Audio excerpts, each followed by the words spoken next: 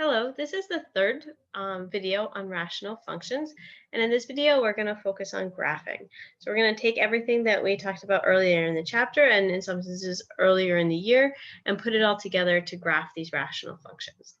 I'm going to assume that you know how to do vertical asymptotes in wholes as well as horizontal asymptotes and slant asymptotes. We'll go over that together, but we're not going into We'll work through that for these problems together, but we're not going to go into detail on that. So if you have questions on that material, please take a look at the previous videos.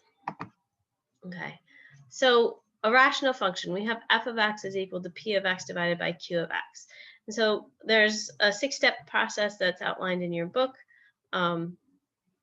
that we'll go through for graphing these functions. So the first step is to evaluate symmetry.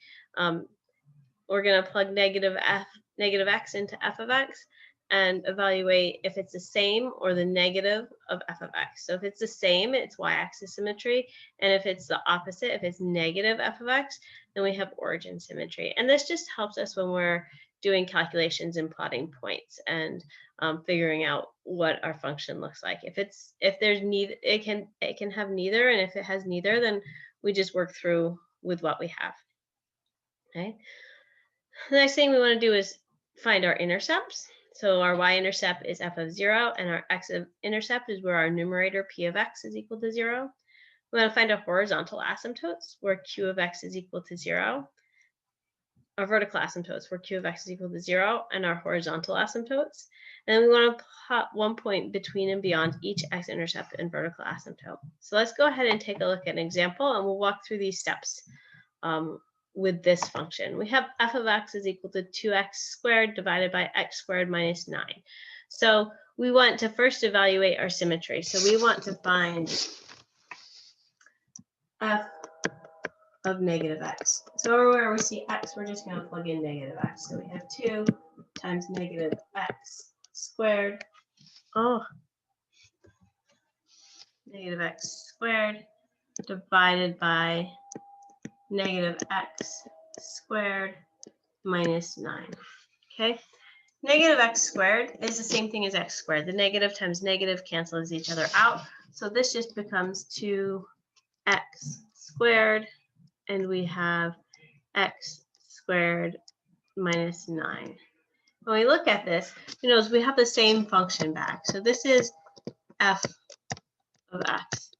So we have y-axis symmetry. So I'm just going to write y-axis.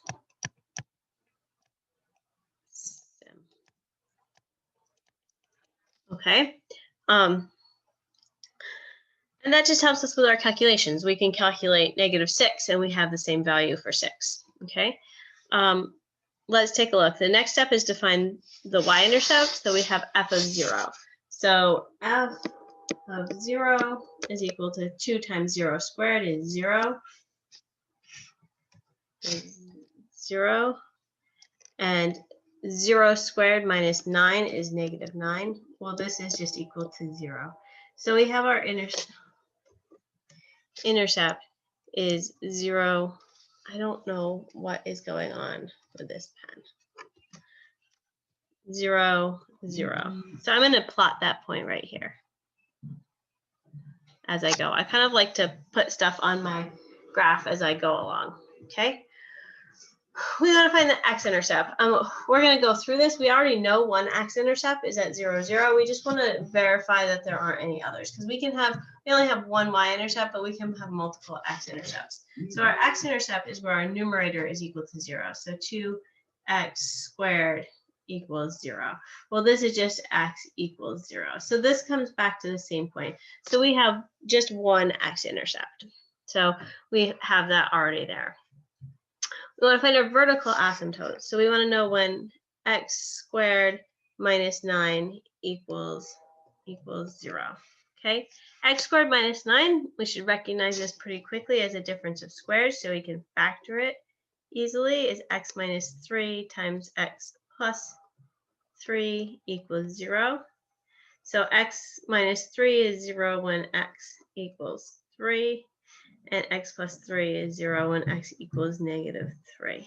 So we have 2 vertical asymptotes, and we're gonna again just draw them in here. X equals -3 and x equals 3. And I'm going to label those x equals 3, x equals -3. Okay, so those are our vertical asymptotes. We need to evaluate our horizontal asymptotes. And remember, when we're evaluating horizontal asymptotes, we want to look at the degree in the numerator, which is 2, and the degree in our denominator, which is also 2. So when they're the same, we're going to take the ratio of the coefficients. So we have a 2 here, and this is a 1, right? So we have a horizontal asymptote at y is equal to 2. So again, we can draw that in here so that we have it in our graph, okay? So this is our y equals 2 asymptote, okay? And then it says plot points between and beyond each intercept and vertical asymptote. So that means we essentially need to take a point before this vertical asymptote. We need to take a point between our asymptote and our 0, a point between our 0 and our asymptote, and then another point after our asymptote. So I'm going to choose our asymptotes at -3, so I'm going to choose -4. So we can do f of -4 is equal to 2 times -4 squared divided by -4 squared minus 9. And this is equal to 32/7,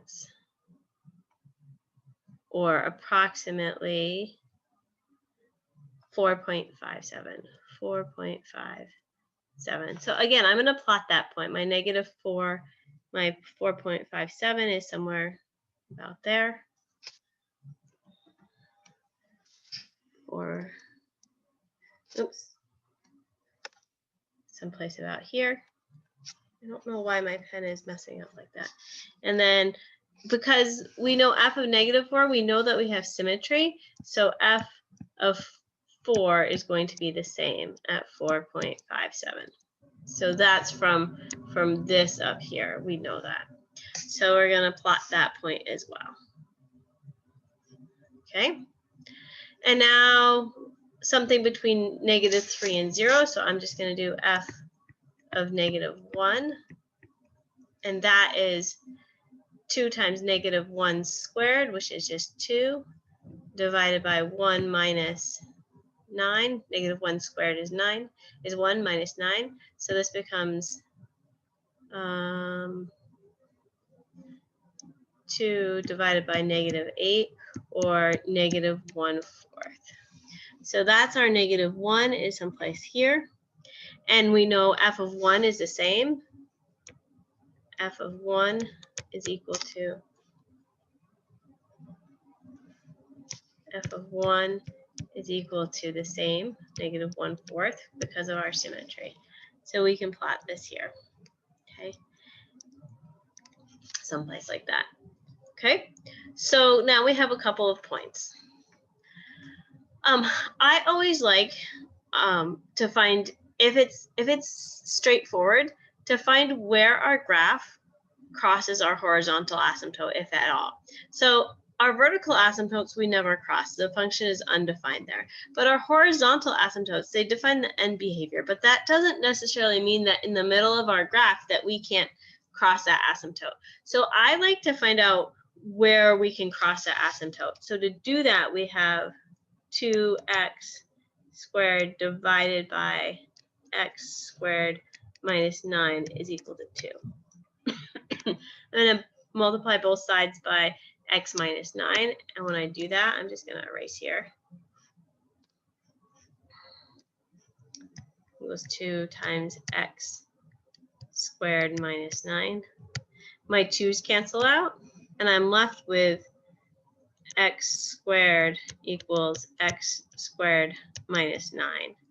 If I subtract x squared from both sides, I get 0 equals -9. So this is not true. So that means there's no solution, or that this never crosses our vertical asymptote.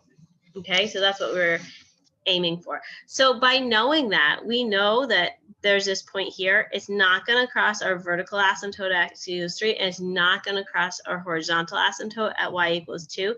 So this is going to be bound by those two asymptotes. Okay. Same thing over here. Again, it's not going to cross either of these asymptotes. So this is going to be bound by these two lines of our asymptote. Okay. We know that this is here. It looks like this is going this way because we don't cross 0 again. So it stays negative. So these are going to be bound by these asymptotes and have this type of behavior. Okay. So that's the process. It is a lot of work. But if you go through the steps methodically and take it one thing at a time, and like I said, I like to put it on my graph as I find out these things. It makes it easier. I find it easier that way.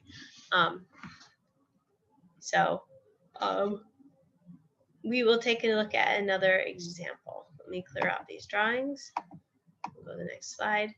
Okay, so we have here x cubed plus 1 divided by x squared plus 2x.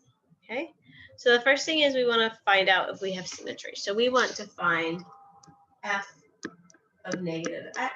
Again, we're just plugging negative x in wherever we see x. Negative x cubed plus 1 divided by negative x squared plus 2x, 2 negative x. Okay, negative x cubed is negative x cubed, right? Plus 1. We have a negative times a negative is positive times a negative. It's going to remain negative. Again, here x squared, negative x, or negative x squared, negative x times negative x is just x squared. Our negatives cancel out. And 2 times negative x, this becomes minus 2x. Okay? This is not equal to f of x. Is not equal to negative f of x. So we have no symmetry. Okay, so that's fine. We can work with that. We just know that we have to find several different points. Okay, we want to find the y-intercept. So we want to find f of 0, and that's 0 cubed plus 1, which is 1. 0 squared is 0, plus 2 times 0 is still 0. So this is undefined.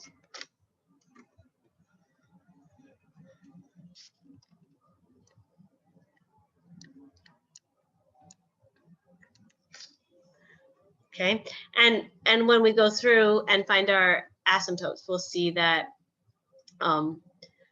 we have an asymptote at x equals 0. Okay, we want to find our vertical. So we have that's our y-intercept. We want to find our x-intercept. Is going to where our numerator is equal to 0. So we have x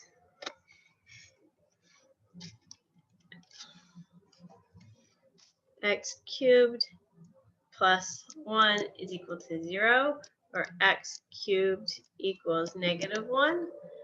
So x is equal to negative 1. So we have a point negative 1, 0. Negative 1, 0. Again, I like to plot these as I go along. So we have that on our graph. Okay. Vertical asymptotes where our denominator is equal to 0. So we want to know where x squared plus 2x equals 0. So let's factor this. We can factor an x out of here. We have x times x plus 2 equals 0. So this is equal to 0 when x is equal to 0, or x plus 2 is equal to 0. That's when x is equal to negative 2. So these are going to be our vertical asymptotes. These are vertical asymptotes. Okay. So we can go ahead and add those on here. So x equals 0 is just our y-axis.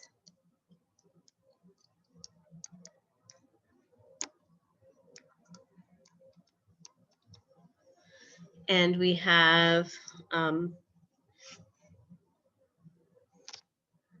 what happened here? I think I was speaking and writing different things. X is equal to -2.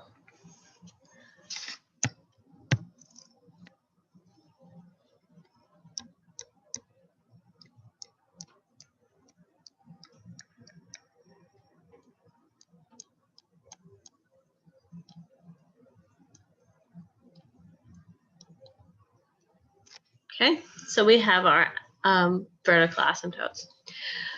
Next, we need to look at our horizontal asymptotes. Again, we're going to look at the degree. We have 3 and 2. Okay, so our numerator is greater than our denominator. So we have no horizontal asymptotes. I'm just going to put HA, horizontal asymptotes. Okay, but we do notice that 3 is 1 bigger than 2. So we are going to have a slant asymptote. So let's go ahead and take a look at that. I'm going to write this function, our numerator out with all of the descending powers of x. We have x cubed, and this is like plus 0x squared plus 0x plus 1. Plus 1. I don't know why it keeps doing that. We're going to divide this by x squared plus 2x. Okay? So x squared into x cubed, we need an x. I'm going to put it here over my x values. X times x squared is x cubed. X times 2x is plus 2x squared. We're going to subtract all of this. Our x cubes cancel out. We have -2x squared plus 0x plus 1. We need a -2 here. -2 times x squared is -2x squared. -2 times 2x is -4x. We subtract all of this. Our 2x's can go away. This becomes a plus 4x, so we have 4x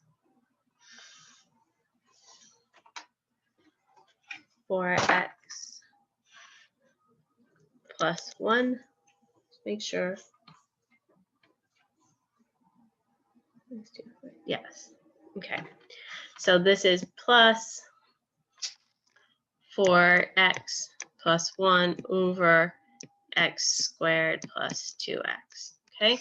But this part here, this x minus 2, is going to be our slant asymptote.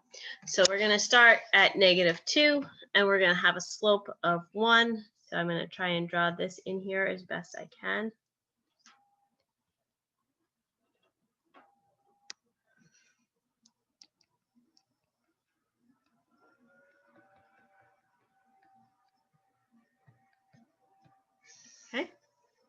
Okay, so we have our asymptotes, and now we have to plot points. Okay, so again, we want to plot a point above and beyond each vertical asymptote. So we want to choose a point here. We want to choose a point here. We want to choose a point here. We want to choose a point here, and we need to choose a point out here. Okay, so there's a bunch of calculations that we need to do, and I have done them already.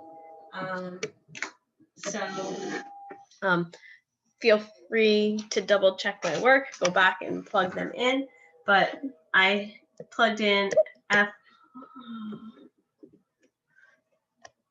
of -3, and this is equal to, I don't want to be in green anymore. Sorry about that. F of negative 3 is approximately equal to negative 8.67. So negative 3, we're going down 1, 2, 3, 4, 5, 6, 7, 8, someplace here, right?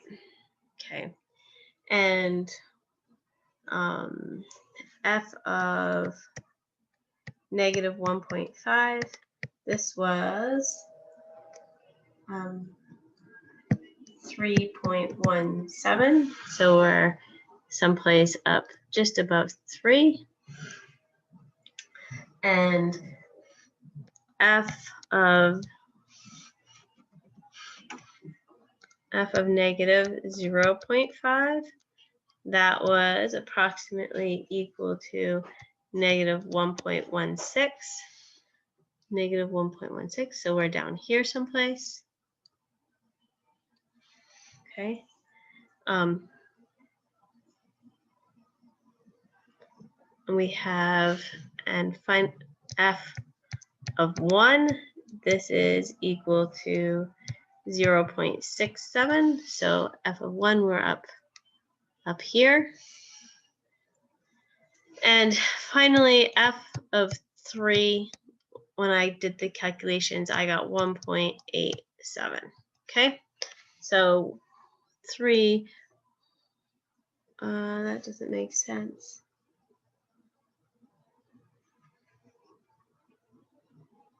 Yeah, no, that's fine. 1.87, so we're here. So it looks like this portion is going to be bound by these asymptotes. So we're going to be like this. This portion is bound by the asymptotes, and we start high, we cross, and we're going down. So we have something that looks like this. And in this portion, we are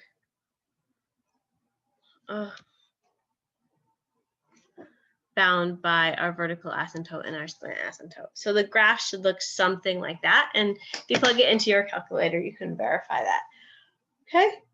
So again, these problems take time. There's multi-steps into it.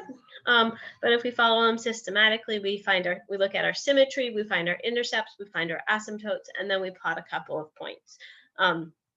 Going through it systematically, it's something that's completely manageable. So I hope this helps. And if you have any questions, please feel free to reach out to the Academic Support Center.